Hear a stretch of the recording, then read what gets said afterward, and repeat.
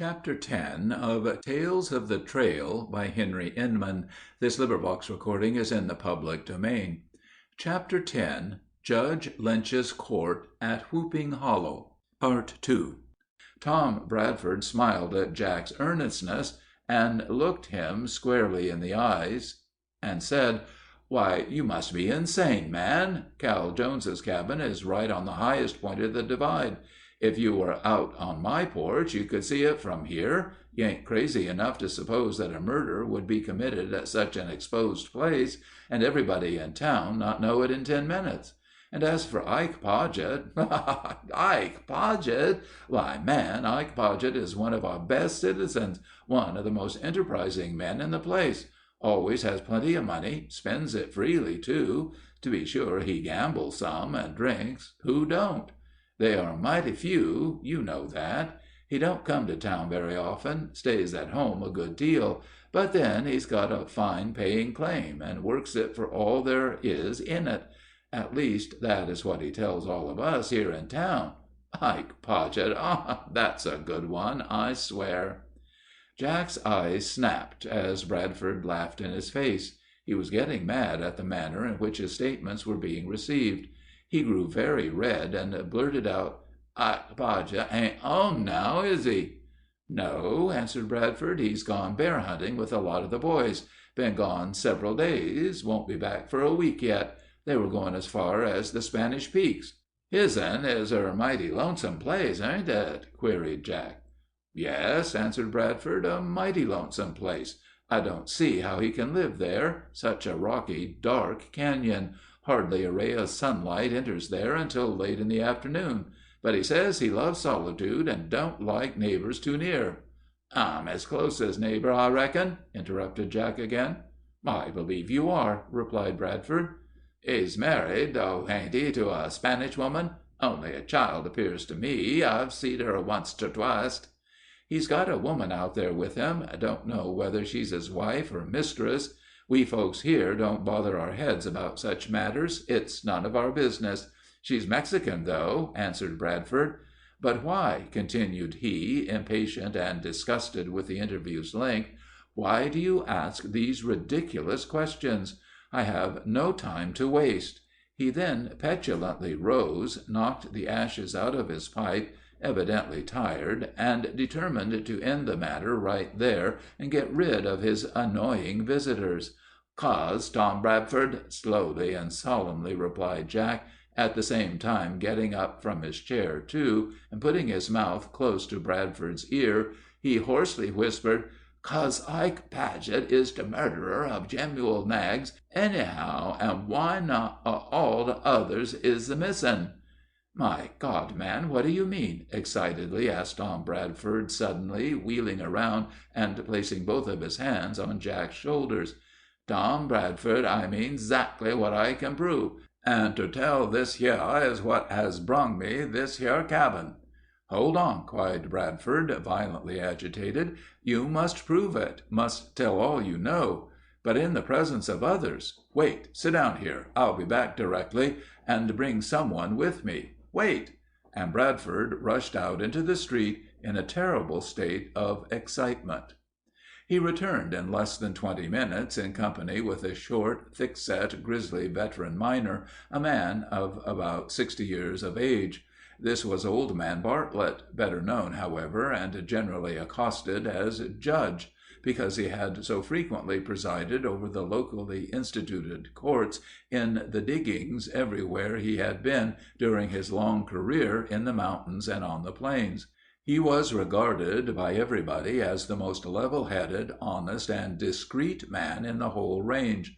In fact, that had been his reputation wherever he had traveled, following him in all his erratic wanderings since his advent in the far West 40 years before he turned up in Whooping Hollow. He had whacked bulls on the old Santa Fe Trail, had lived for months on hardtack and bacon in the mountains of California, had nearly starved to death on the sagebrush plains of Nevada, had been captured by Apaches in Arizona, but was rescued by a detachment of United States dragoons just in time to escape the torture of the stake, the fires for which were already lighted, and years before all these strange experiences had filibustered with Walker in Nicaragua. Altogether he had seen as eventful a life as ever fell to the fortune of one man. When the two men entered the little barren log room where Jack was, they found him sitting at its only window, his number 12 feet on the broad sill, pulling vigorously at the clay pipe that Bradford, in his rough hospitality, had originally provided him with, blowing great rings of smoke out of his huge mouth as he sat there as imperturbable as a rock. He greeted Bartlett with a short "Howdy, Jedge," and then resumed his pipe, waiting for him or Bradford to open the conversation.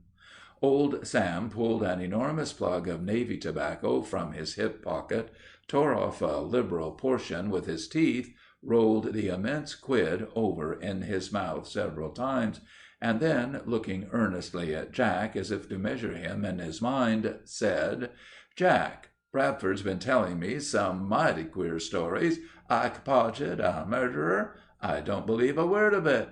He," jerking his thumb toward Bradford, "wanted me to come over and hear your statement, which I agreed to, but I tell you beforehand the proofs will have to be clear as Holy Writ to convince me that Ike Podgett knows what has become of Jemuel Knaggs any more than me and Tom here does." The judge was not always a rigid follower of the rules laid down by Lindley Murray in the construction of his sentences, therefore frequently got the cases of his pronouns mixed, although he was a college graduate, but he generally talked fairly correctly. "Let's hear your story," continued he. "Tell us what you know, and how you know, as you have asserted to Bradford that Ike Podgett killed Jemuel Knaggs." "Wal," commenced Jack, leaving his place at the window, rising to his full height, stretching out his long arms, giving a tremendous yawn as he did so, then moving his chair to the end of the table between the two men, who had seated themselves on opposite sides, their feet, of course, on top, where, resting his elbows on it, his immense paws supporting his shaggy head, Jack looked his interlocutor squarely in the eye and continued, "Wal, yer knows, since I were satisfied that I were a bein' watched and hounded and suspected by yo'uns here in Whoopin' Holler, I 'lowed ter myself that I would do a leetle detective work on my own account, as I've told Bradford here. So I gets onto my mule, tucks Jupe, that's that thar yeller, no-count ornery dog of mine, and we just nat'rally commences ter prowl that thar trail from t'other end of Ike Podgett's twixt thar and the holler for more'n a week, but we'uns didn't see nothin' spicious till day before yesterday, long inter shank and ther evenin'. Then I were ridin' by Podgett's place. Jupe had run away ahead of me. I were goin' tolerable slow, and thinkin' powerful, and when I got closer to the cabin, I seed that thar fool dog of mine diggin' and a pawin' at somethin' he had unearthed. Ther no-account cuss is always hungry and always huntin' for somethin' to eat. Then, as I obsarved there warn't no one ter home, I gets down offen my mule, hitches him, and lights out for thar r'ar and ther cabin where ther dog were, ter see what he were so consarned about, and when I reached thar, gentlemen, and were a human leg and foot, and stoopin' down, I picked this here out'n ther dirt ther dog had pared up." Getting up from his seat as he said this, Jack pulled out of the breast pocket of his flannel shirt a little mass of iron pyrites, an octahedrite in shape, a rare form of that common combination of iron and sulphur, which was drilled onto a plate of gold, making it a perfect but unique collar button. "Great God!" exclaimed Bartlett and Bradford simultaneously, as they both jumped up excitedly at the sight of the trinket Jack held in his hand. Tom Bradford gave vent to his feelings first, slapping his fist on the table, and then pointing his finger at Jack, who stood as calm as a statue, said vehemently, "Judge Bartlett, either this man's story is true, or he is the murderer himself." "Great God!" reiterated Bartlett, putting his hand to his head in his evident bewilderment. "Bradford, I don't know. I'm completely dumbfounded. Everybody in the mines knows that collar button. There's not another one like it in the mountains. Knaggs always wore it at the neck of his flannel shirt. He's told me many a times that he's refused $50 for it. This matter must be thoroughly investigated." He then reached for the button, which Jack promptly handed to him, and which he examined carefully for a few minutes in silence, sitting down for that purpose. Then turning suddenly to Jack, who, now conscious that he had at least caused Bradford and Bartlett to believe that he might be innocent and that his story might be true, had resumed his seat and was coolly filling his pipe again, the old judge asked him, "Jack, did you leave the leg and foot where the dog found it, or what did you do with it?" "I left it thar," replied Jack, "but I kivered it up again, and I stomped the ground down so as it looked like hadn't been teched. Then I went for my cabin, and then I kem here to Bradford's. There's the only thing I brung away were that button, and for which I'll thank ye to give me again. I wants to keep it here while yit." Bartlett hesitated a moment, rolling over in his fingers the mute evidence of a crime committed, looked at Bradford interrogatively, who nodded significantly, and then he handed the curious object back to Jack. "Thank you, gentlemen," said he, as he put it carefully into his pocket again. "I'm at your service any time, and so is this here button when you wants it, and I hope you uns means ter investigate this here matter ter oncet. Ike Podgett's way now, and when he comes back it's maybe too late." Bartlett and Bradford consulted aside in a low tone for a few moments. Then, walking back to the table where Jack was still sitting, pulling at his pipe, and almost invisible because of the smoke, the old judge said, "Jack, this is a strange piece of business, and we are both staggered. Yet we are not unreasonable. We know that nothing is more deceptive than a man's estimate of human nature. It seems mighty hard to come to your way of thinking. But we all may have been most terribly deceived in Ike Podgett. We will examine his premises and investigate the matter to the end. Now we want you to go quietly out to your cabin from here. Say nothing to anyone about what you have told us. Tonight we will discuss with some of our best citizens what is best to be done, and tomorrow meet us at Podgett's. If we arrive there first, we will wait right on the trail for you, and take no action before you come. But if you get to the place before we do, wait for our party. Don't go near the cabin, and don't touch a thing, and then nobody can raise any suspicions of a job which some of Podgett's friends might accuse you of. We will try to be there by 11 o'clock, and that will allow you ample time to reach there as soon as that hour, too." The old judge having finished his instructions and warnings, the three men went out of the cabin and separated. Jack mounted his mule, whistled to Jupe, and rode slowly up the steep divide into the hills, where he was soon lost to sight. Bartlett and Bradford walked down to the main street, their feelings wonderfully affected, and entered the little building that did duty as the post office for Whooping Hollow and surrounding mining camps, to look up the proper persons with whom to consult concerning the terrible revelations of a few moments before.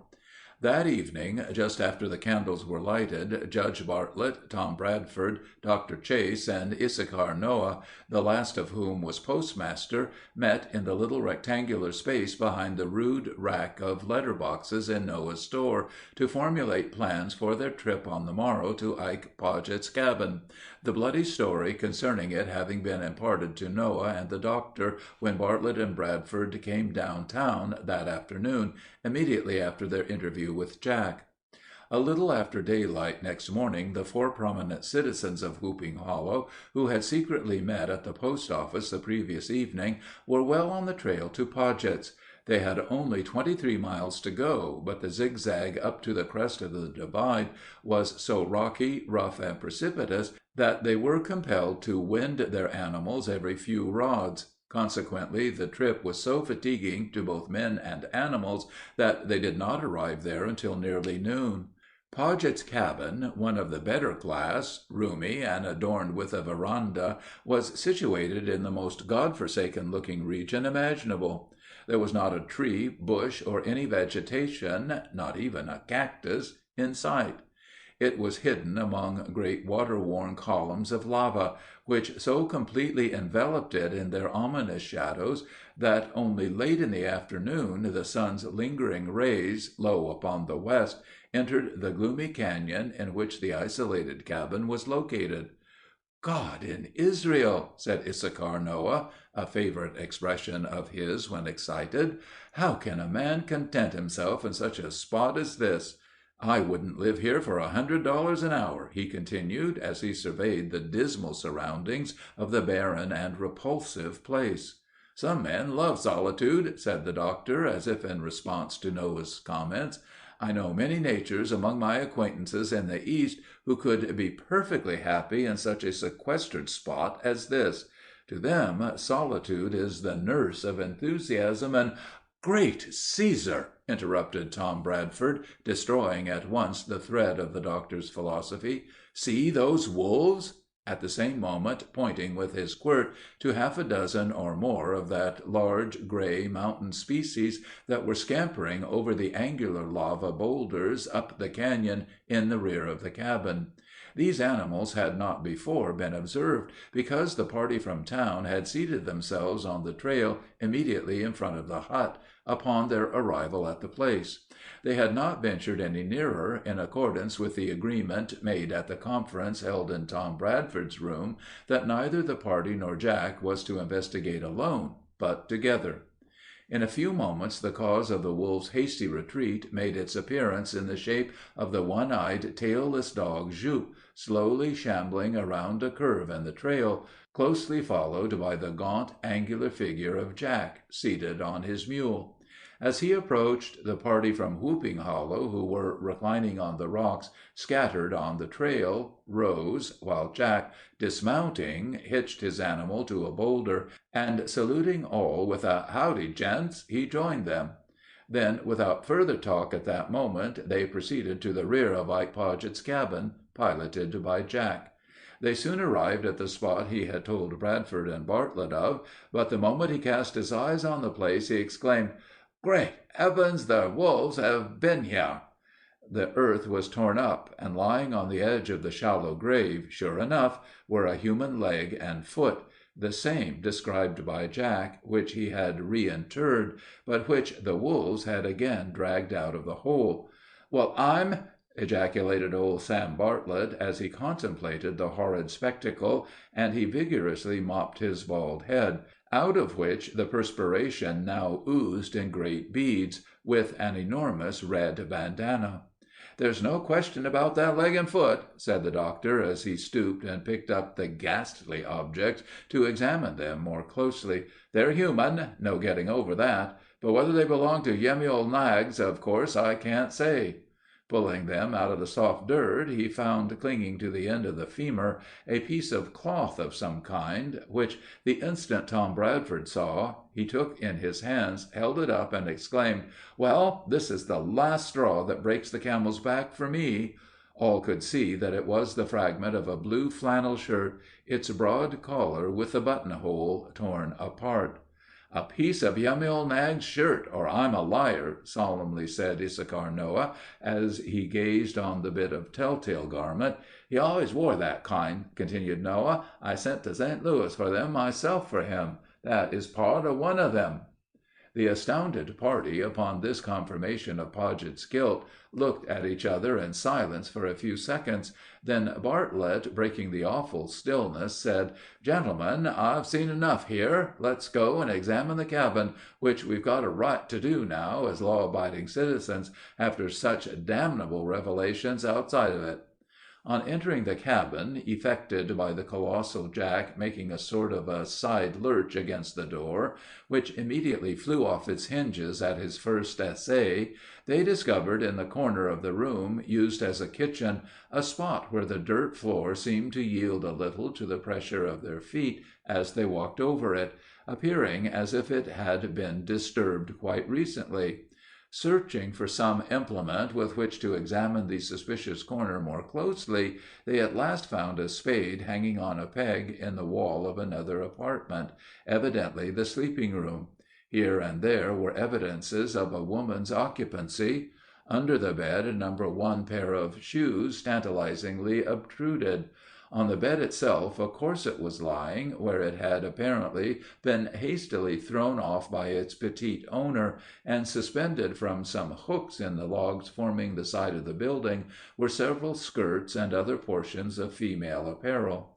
For a moment, but only for a moment, these things, so rare in the mining camps of that period, nearly diverted from their mission the stern and honest men who had entered there, so sweetly suggestive were the articles of mother, sister, or perhaps wife, so far away, and bright visions crowded thick upon their brains. It was soon dispelled, however, as the realization of the actual present forced itself upon them, so, taking down the spade from its place, they returned to the kitchen, and Jack, who had volunteered, commenced to dig. He had not excavated to a depth of more than 2 feet when he unearthed the mutilated fragments of another human body. Hereupon he rested from his labor for a moment, then stooped down and pulled something out of the hole, his hands trembling violently as he laid the object on the floor, and exclaiming as he rose up, "This hyar gets me by—" Every one was now almost uncontrollably excited, and if Podgett had at that instant entered his own door, he would have been annihilated by the infuriated men without a chance to explain; for just as Jack gave vent to his words, he had lifted out of the hole a head, to which was still attached a long red beard. He recognized it at once, and that fact was the cause of his excitement. "God in Israel!" said Issachar Noah vehemently, as he got down on his knees to view the ghastly object more closely, "that's Tom Jackson's head, and he's only been missing about 2 months." "That's so," solemnly replied old Sam Bartlett. "That's poor Tom's beard, sure enough." For more than 3 hours the now determined men worked inside and outside the cabin that they now knew had such a bloody record. At the end of that time, when they ceased their horrid labor from sheer exhaustion, they had discovered the remains of 12 human bodies, among which was that of a baby's, which sorely puzzled them to account for. Many of the remains, where the head was not too much decayed, they recognized as once citizens of Whooping Hollow, who had ridden out from it, never to return. Charred fragments of skeletons, too, were found hidden in holes in the rocks, and it was reasonably supposed that many other victims than those whose bones they had brought to light must have been murdered by the demon Podgett, and their bodies left in the mountains just where he had killed them, to be devoured by the wolves. Putting portions of several remains in a sack, including the ghastly head of Tom Jackson, they induced Jack, towards whom their manner had entirely changed, to pack the repulsive-looking burden on the back of his mule, and they all returned to town. The result of their horrible experience was disclosed to several of the most reputable people of the place, who that same evening met with them at the post office, in secret session, to devise plans for Podgett's arrest before he had an opportunity to revisit his cabin. It was conceded that he would come to town first with the hunting party that he had gone out with, which would return in 3 or 4 days at farthest, and it was resolved to secure him the moment he made his appearance. To this duty they appointed the now worthy Jack and one Bart Kennedy.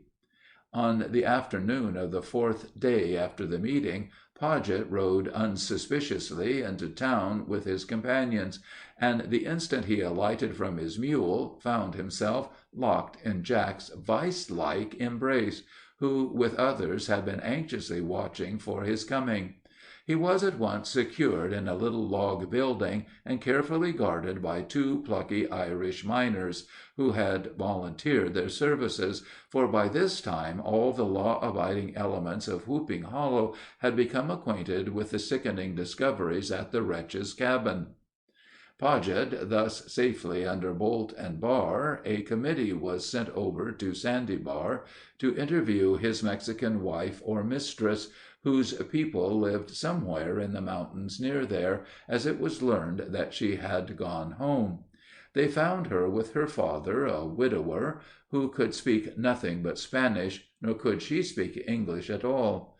But Issachar Noah, one of the party, understood and conversed in the language like a native, so no interpreter was necessary.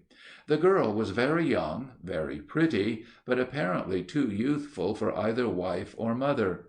From her some startling disclosures were elicited. She had witnessed a number of murders at the cabin, but had been afraid to say a word because Paget swore that he would kill her if she did. But when he dashed her baby's brains out in the most cruel and atrocious manner right before her eyes, less than 2 months ago, she made up her mind that she would expose his bloody life as soon as she could find a safe opportunity. She had run away from him the night he went off hunting, and came to her father's, declaring that she would die before she would go back and consort again with such a monster. When the committee returned to Whooping Hollow and had submitted their report, threats were freely and openly made by the exasperated miners that they would take Paget out of the improvised jail and hang him at once. But better counsel prevailed, and it was finally agreed upon at an open-air meeting held that afternoon that he should have a fair trial, as had always been customary in dealing with criminals since the establishment of the camp. The prisoner would be allowed to select a jury of 12 men himself, but it must be composed of the most reputable citizens only.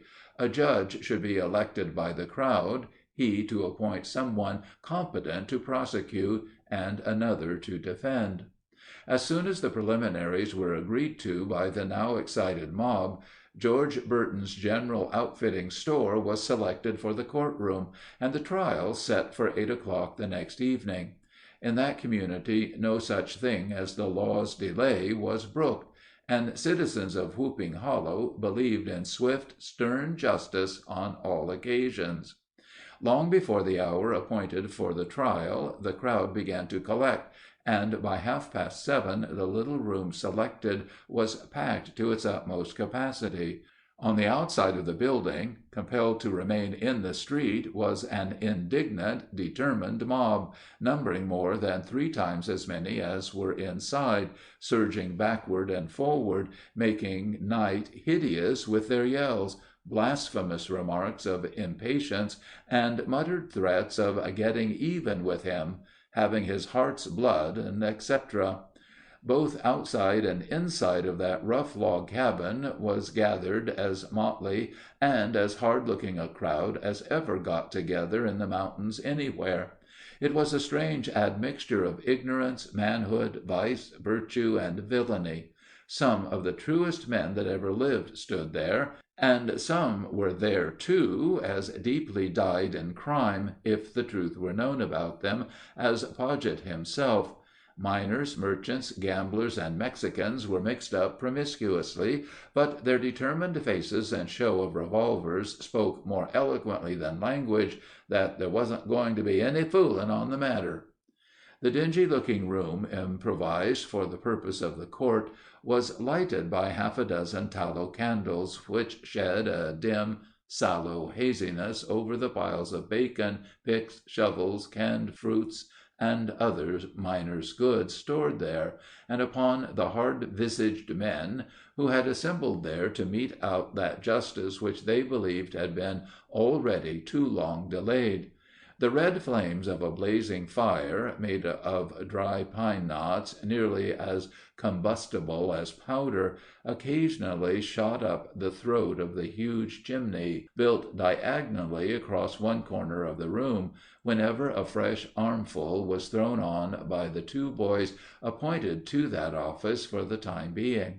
When the flames had exhausted themselves, and only the embers glowed on the black hearth, a glimmering and a confused mist seemed to diffuse itself over the brindled crowd, while the fitful rays of the unsnuffed candles threw weird shadows on the whitewashed walls like ghosts, as if the spirits of the murdered victims had come to be phantom witnesses of his agony and despair.